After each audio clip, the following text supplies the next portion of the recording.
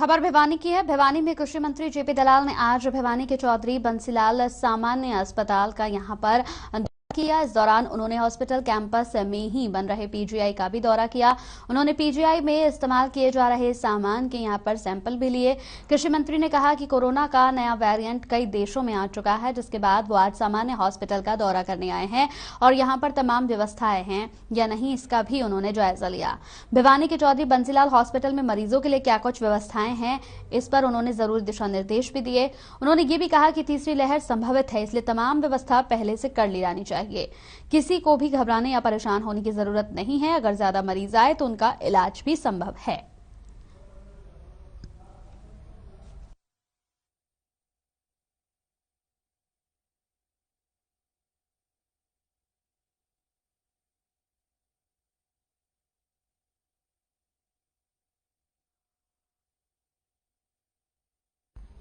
प्रदेश में ओमिक्रॉन को लेकर सरकार पूरी तरह से सतर्क है और 1 जनवरी यानी कि आज से लोगों को बिना वैक्सीन लगे यहां पर पब्लिक प्लेस में जाने पर पूरी तरह से प्रतिबंध लगा दिया गया है। लेकिन सोनीपत के राई क्षेत्र में लोगों की ओर से बड़ी लापरवाही देखने को मिल रही है, जहां लोग काम पर से वापस आते समय बिना मास्क के नजर आ रहे हैं और जब उनसे मास्क न लगाने का कारण पूछा गया तो वो गोलमोल जवाब यहां पर देते हुए नजर आए।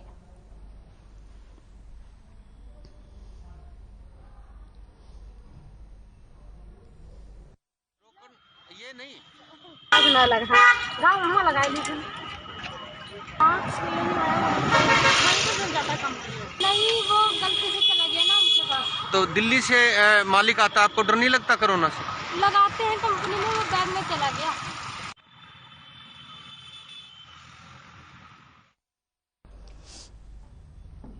तो लोगों को सतर्क होने की जरूरत है। तस्वीरों में आप देख रहे हैं काम से लौटते वक्त यहां पर लोगों के चेहरे से मास्क कहीं गायब सा है।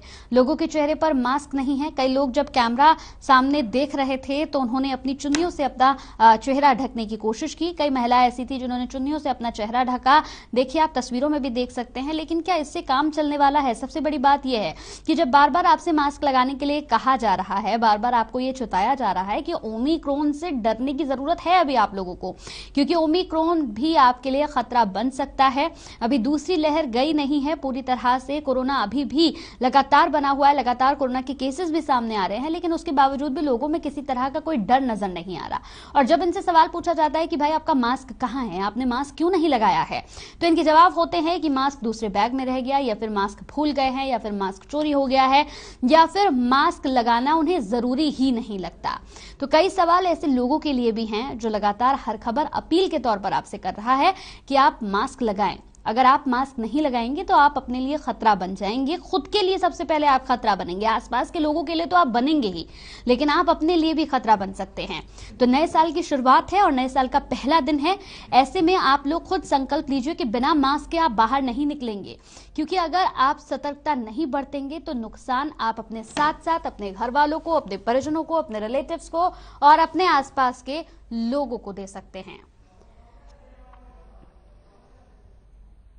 खबर कैथल से है। कैथल के गांव शेरगढ़ की बात करते हैं, जहां सरकारी स्कूल का बिजली विभाग ने कनेक्शन इसलिए काट दिया क्योंकि स्कूल ने समय से अपना बिजली का बिल नहीं भरा था और विभाग वाले बिजली का मीटर ही उतार कर लेकर चले गए। स्कूल में लगभग 1000 बच्चे पढ़ते हैं और कई महीनों से बिजली के बिल भरने के लिए बजट की मांग की जा रही है, लेकिन विभाग ने बजट न देने की वजह से बिजली विभाग के कर्मचारियों ने स्कूल का कनेक्शन ही काट दिया और मीटर साथ ले गए।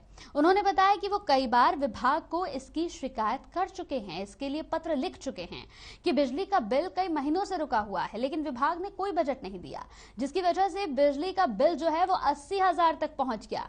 बिजली कनेक्शन कट जाने से स्कूल में बच्चों को पीने का पानी भी यहां पर नसीब नहीं हो पा रहा है। लेकिन वाकई हैरत की बात है कि इन मासूम बच्चों का इसमें कसूर क्या है।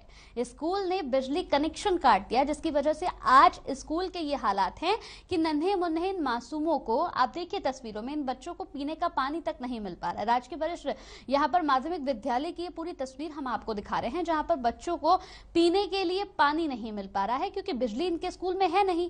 साफ तौर पर देखा जाए तो 80,000, अभी हमने आपको बताया 80,000 का बिजली का बिल हो चुका है और अब जाकर यहां पर इस कनेक्शन को काट दिया गया।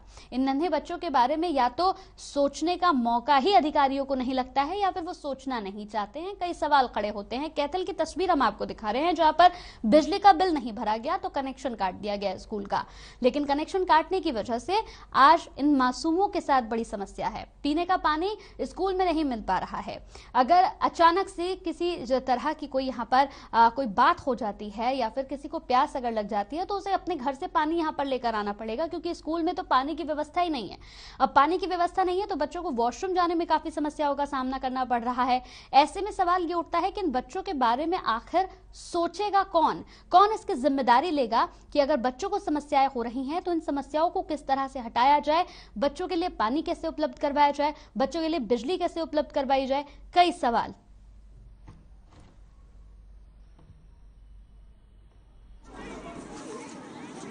परसों स्कूल टाइम के बाद बिजली विभाग के जो कर्मचारी हैं बगैर कोई इंटीमेशन के और यहाँ से मीटर ले गए हैं, कनेक्शन स्कूल का काट दिया गया है।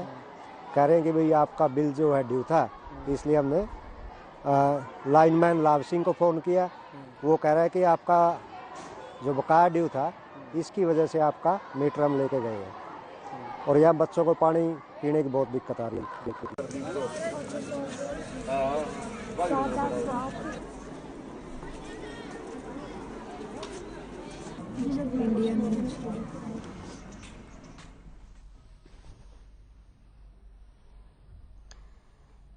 अब खबर महेंद्रगढ़ से है, जहां पर प्राइवेट स्कूलों में नियम 134A के तहत बच्चों को दाखिला नहीं देने पर पेरेंट्स में काफी ज्यादा गुस्सा है।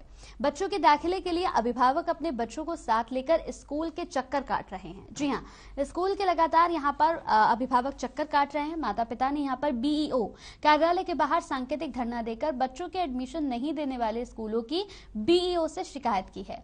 ऐसे में प्रशासन बच्चों के भविष्य को देखते हुए अलॉट किए गए स्कूलों में सख्त निर्देश के साथ दाखिले करवा रहे हैं। इस पर अभिभावकों ने BEO को अपना ज्ञापन भी सौंपा है। अभिभावकों का कहना है कि कई बार चक्कर काटने के बाद बच्चों को यहां दाखिला मिल पा रहा है। हालांकि शिक्षा मंत्री कंवरपाल गुर्जर की बात करें तो उन्होंने साफ तौर पर कह दिया था कि 134A के तहत ही अब स्कूलों को दाखिले देने होंगे, लेकिन स्कूलों का यह कहना है कि पिछले 7 साल से बकाया जो राशि है स्कूलों की वो अभी तक स्कूलों को नहीं मिल पाई है, जिसकी वजह से स्कूल खुद यहाँ पर स्कूल संचालक जो है वो खुद काफी परेशान यहाँ पर हैं। उनका कहना है कि जब तक बकाया नहीं यहाँ पर मिलेगा सरकार की ओर से तब तक यहाँ पर 134A के तहत दाखिले नहीं होंगे। हालांकि इस पर जब शिक्षा मंत्री से इस बारे में पूरी बातचीत की गई तो उन्होंने साफ तौर पर कर दिया कि अगर स्कूल अपनी मनमानी करने की जरा भी कोशिश करेंगे तो उन तमाम स्कूलों पर कार्रवाई होगी जो 134A के तहत दाखिला नहीं ले रहे हैं। तो ऐसे में कई स्कूल ऐसे हैं जो 134A के तहत यहां पर दाखिला लेना शुरू कर चुके हैं, लेकिन कई स्कूल ऐसे भी हैं जहां अभिभावकों को लगातार अभी भी चक्कर काटने पड़ रहे हैं, लेकिन उसके बावजूद भी 134A के तहत दाखिला बहुत मुश्किल से मिल पा रहा है।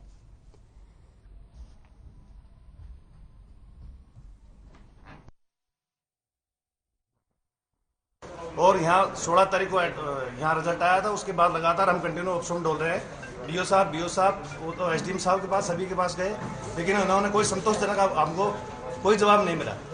हम चाहते हैं, गवर्नमेंट से प्रार्थना कर रहे हैं सभी मिलके जल्दी से जल्दी हमारे बच्चों का एडमिशन किया जाए ताकि हमको दिक्कत ना आए। अगर एडमिशन नहीं होता तो लगातार धरना जारी रखेंगे। तो दिल्ली से सटे साइबर सिटी गुरुग्राम में जहां एक तरफ MG रोड पर 11 बजते ही सन्नाटा छा गया था, वहीं दूसरी तरफ गुरुग्राम के सेक्टर 29 में 11 बजने के बाद भी लोग पुलिस के सामने ही मस्ती करते नजर आए और कई लोग तो नशे में धुत नजर आए। जी हां, आप तस्वीरें टीवी स्क्रीन पर देख रहे हैं। लोगों को यह भी याद नहीं रहा कि कोरोना की तीसरी लहर शुरू हो चुकी है। ओमिक्रॉन आप लोगों के बीच में आ चुका है, लेकिन यहां जनता को समझाना कितना मुश्किल है यह तस्वीरों में बयां हो रहा है। लोगों को आपस में एक दूसरे को यहां पर उठा के ले जाना पड़ रहा है क्योंकि नशे में पूरी तरह से धुत हैं। पुलिस अपना काम कर रही है, लोगों को समझा रही है, लोगों को डरा भी रही है कि भाई अपने घर चले जाइए, 11 बजे के बाद कर्फ्यू है, लेकिन इसके बावजूद भी यहां पर जो बेहोश लोग हैं जिनको समझ में ही नहीं आ रहा है कि कोरोना की तीसरी लहर है, आपको अपने घर जाना है, आप एंजॉय अपने घर बैठकर भी कर सकते हैं। लोगों को बार बार यहां पर यह समझाया गया, लेकिन नशे में धुत लोग नए साल का यहां पर पूरी तरह से स्वागत करते नजर आए और स्वागत किस तरीके से कर रहे थे ये तस्वीरें टीवी स्क्रीन पर।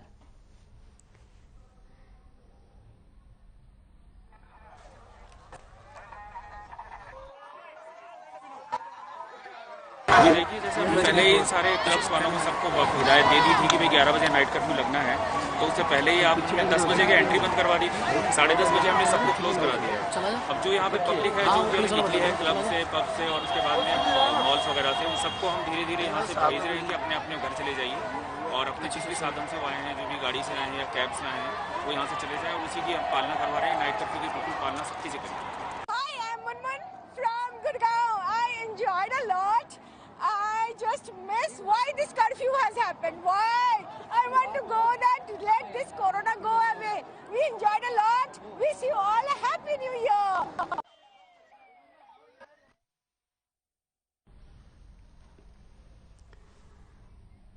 तो बात नलवा के गांव में जलघर की सफाई की व्यवस्था काफी चरमराई हुई है। सफाई व्यवस्था ना होने की वजह से यहां पर गांव वालों को दूषित पानी पीने को मजबूर होना पड़ रहा है। गांव वाले इसको लेकर कई बार शिकायत भी कर चुके हैं, लेकिन इसके बावजूद भी गांव वालों का कहना है कि कोई उनकी सुध लेने वाला यहां पर नहीं है। गांव वालों का कहना है कि उनकी मजबूरी है कि उनको गंदा पानी पीना पड़ रहा है।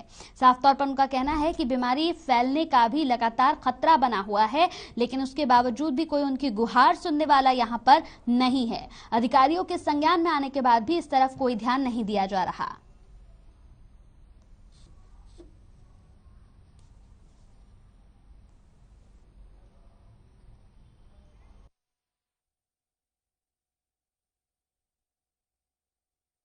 गुरुग्राम में पुलिस और साइबर सेल ने कार्रवाई करते हुए यहां पर गुम हुए 150 मोबाइल फोनों को ढूंढने में सफलता हासिल की है। आपको बता दें कि जिसकी कीमत करीब 30 लाख रुपए है। वहीं पुलिस और साइबर सेल ने फोन मालिकों को बुलाकर नए साल पर उनका फोन उन्हें वापस कर दिया, जिस पर लोगों ने पुलिस की काफी सराहना भी की।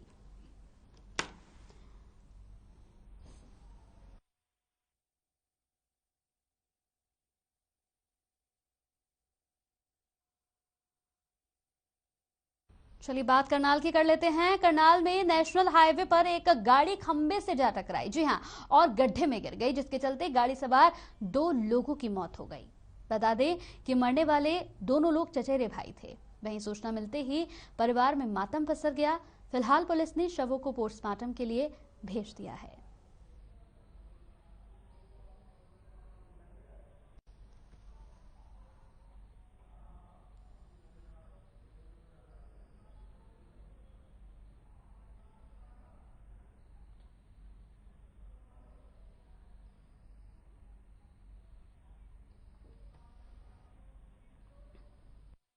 तो बात अब नरवाना की करेंगे। नरवाना के नागरिक अस्पताल में एक बार फिर से हंगामा हुआ।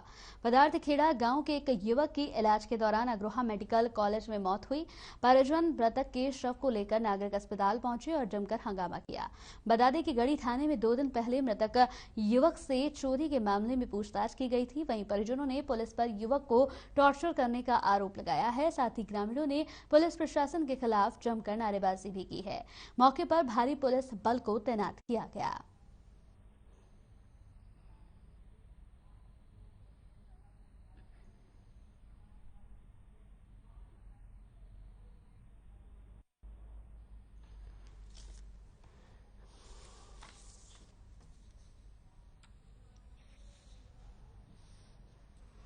तो नरवाना की एक खबर है। नरवाना के नागरिक अस्पताल में एक बार फिर से यहां पर हंगामा देखने को मिला है। तस्वीरें टीवी स्क्रीन पर आपको दिखा रहे हैं। पदार्थखेड़ा गांव के एक युवक की इलाज के दौरान अग्रोहा मेडिकल कॉलेज में मौत हुई। परिजन मृतक के शव को लेकर नागरिक अस्पताल पहुंचे और जमकर यहां पर हंगामा काटा।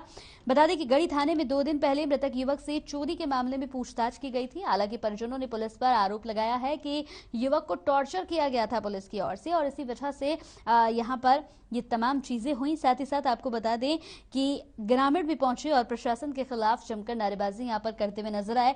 मौके पर भारी पुलिस बल को वहां पर तैनात किया गया, क्योंकि लोगों के अंदर काफी गुस्सा था, काफी आक्रोश में लोग नजर आ रहे थे। इलाज के दौरान युवक की मौत हो गई।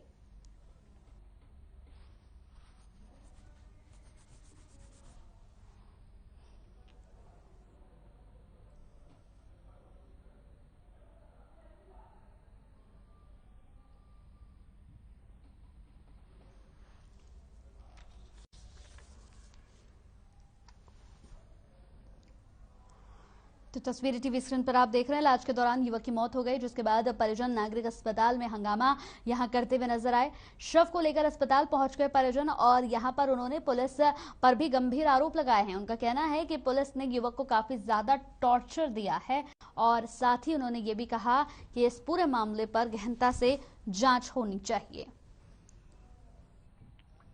तो महम शुगर मिल में यहां पर अकाउंटेंट और किसानों के बीच विवाद के कारण किसान धरने पर बैठे हैं। किसानों और मिल अकाउंटेंट से यहां कटौती ज्यादा काटने को लेकर विवाद हुआ है। किसानों ने बताया कि 3 दिन से शुगर मिल बंद पड़ा हुआ है और लगभग 300 से ज्यादा ट्रॉली गन्ने से भरी खड़ी है और गन्ना सूखकर वजन कम हो रहा है, जिससे किसानों को काफी नुकसान हर रोज यहां पर झेलना पड़ रहा है।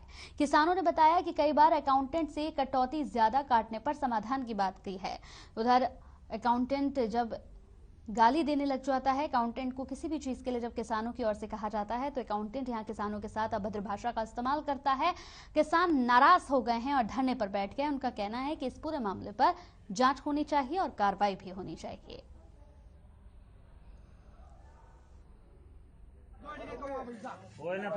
कहा तो भाई उनका कटा है 5,000 तो ऊपर बॉन्ड का 25,000 रुपये, उस तय 5,000 से नीचा ही 15,000 रुपये। तो भाई एक बात आ दो, सामने क्या खोट कर रखा है। जो हमारे 90,000 रुपये काटे हैं तो हमारी पूंजी है 10 महीने बिना ब्याजे बर्तन लाग रही है। हम भी तो जिम्मेदारी होंगे। एक हमारी मुख्य डिमांड यह है, हम जब अफसरा जाकर नहीं बात करा जी क्या दिक्कत आ गई, तुम्हारा कोई काम नहीं, दरबार चलो।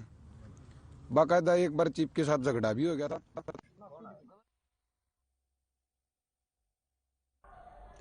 तो चलिए इस वक्त की बड़ी खबर की ओर रुक कर लेते हैं। इस वक्त की बड़ी खबर टीवी स्क्रीन पर तोशाम से आपको दिखाने जा रहे हैं, जहां पर बड़ा हादसा हुआ है पहाड़ खिसकने से। इस वक्त की बड़ी और अहम खबर, तोशाम से पहाड़ खिसकने से बड़ा हादसा।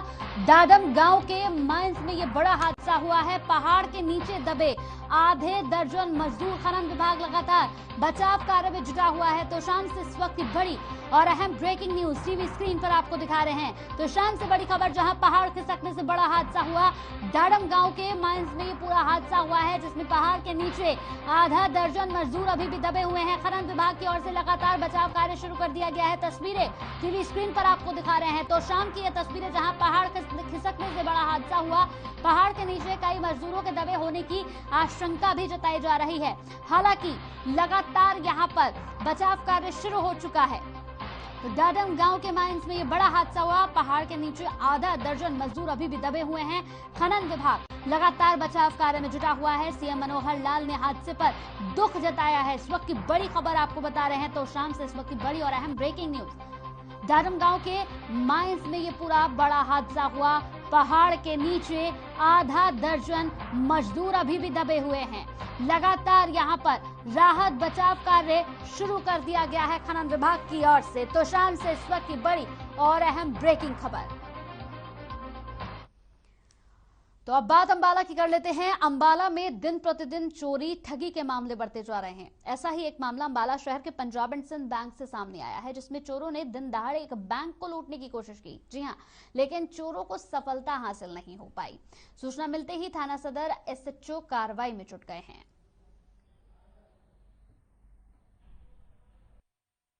मैं यहाँ अपनी टीम के साथ पहुँचा हूँ। किसी नामालूम व्यक्ति ने एटीएम को ताला तोड़ने की कोशिश की है, लेकिन वो अपने इरादे में कामयाब नहीं हो पाया है। उसके बाद वो बैंक का जो यूनियन का ऑफिस है फर्स्ट फ्लोर पे, उसमें दाखिल हुआ है शीशा तोड़ करके, लेकिन वहाँ पर भी उसको कोई सामान चुराने के लायक था और ना ही वहाँ से वो कुछ चुरा पाया। इसके अलावा काफ़ी खामियां नज़र आई हैं हमें प्रथम दृष्टि में यहाँ बैंक में। एक तो सीसीटीवी फुटेज है जो वो बिल्कुल काम नहीं कर रही। पूछने पर पता चला कि उन्होंने कल शाम ही सीसीटीवी फुटेज लगवाया। और अब बात फरीदाबाद की करेंगे। फरीदाबाद में लगातार एक के बाद एक हो रही हत्याओं से लोगों में काफी दहशत का माहौल है। सेवा, सुरक्षा और सहयोग का नारा देने वाली पुलिस का नारा भी यहां पर फेल साबित हो रहा है। फरीदाबाद में 10 दिनों के अंदर हुई हत्याओं की बात करें तो बीते 21 दिसंबर को थाना खेड़ी इलाके में भाई ने भाई को चाकू से गोदकर मौत के घाट उतार दिया और खड्डा खलौने में 14 साल के बच्चे का शव बरामद हुआ। ताजा मामला बात कर लेते हैं फरीदाबाद के प्रेस कॉलोनी का है, जहां पर देर रात एक युवक को सिर यहां पर कुचलकर मौत के घाट घाट उतार दिया गया। घटना की जानकारी सुबह लोगों को मिली तो उन्होंने तुरंत इसकी सूचना पुलिस को दी। सूचना मिलने के बाद मौके पर पहुंची पुलिस ने शव को कब्जे में लेकर पोस्टमार्टम के लिए भेज दिया है और आगे की जांच पड़ताल में जुट गई है।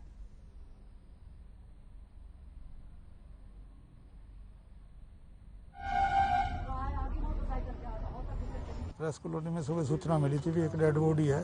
ये प्रेस कॉलोनी खंडर हुई पड़ी है, सेंट्रल गवर्नमेंट की, और बहुत पुराने मकान हुए हैं, रहने लायक भी नहीं है, लेकिन फिर भी लोग यहाँ रह रहे हैं।